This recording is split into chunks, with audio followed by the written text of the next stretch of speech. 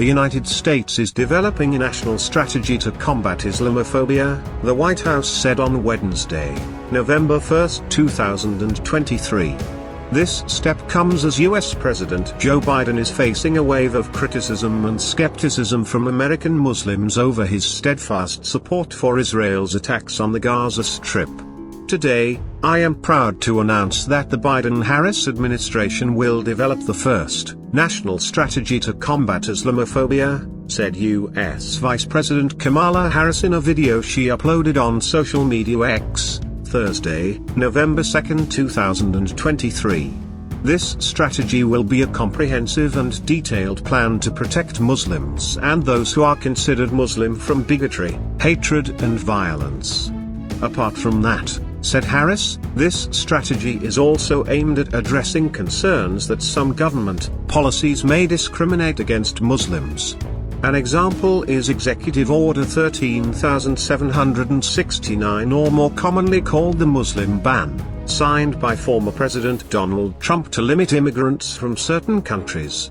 The executive order was revoked by Biden on his first day as president. This anti-Islamophobia strategy is a joint effort that will be led by the Domestic Policy Council and the National Security Council.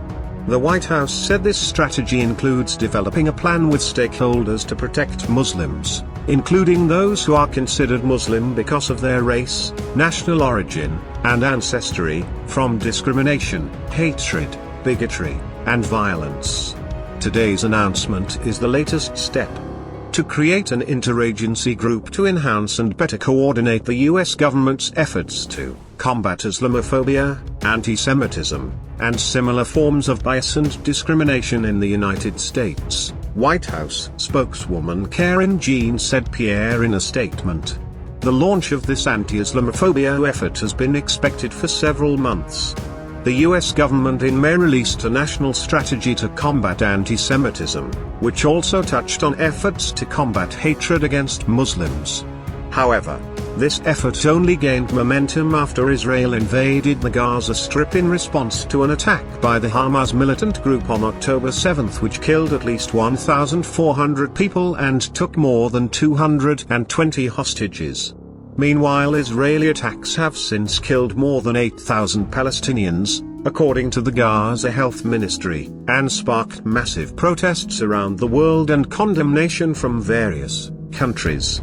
Due to consistently defending and pushing funding for Israel, support for Biden among Arab Americans for the 2024 general election has fallen to 17%, according to an Arab American Institute poll on Tuesday, October 31, 2023.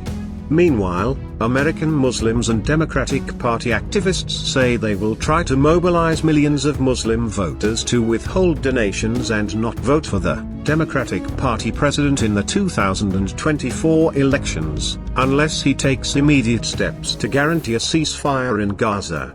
The National Muslim Democratic Council, which includes Democratic leaders from states likely to decide the election such as Michigan, Ohio and Pennsylvania, called on Biden to use his influence over Israel to broker a ceasefire.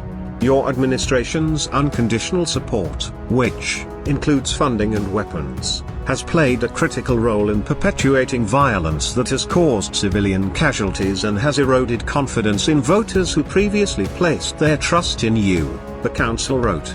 The news of the development of this anti-Islamophobia strategy also comes after an Islamophobic attack in the state of Illinois against children and mothers of Palestinian descent. A 71-year-old man was charged with a hate crime for stabbing a 6-year-old Muslim boy to death and injuring his mother last Saturday, October 14, in an attack that targeted them because they are Muslim and in response to the situation in Gaza.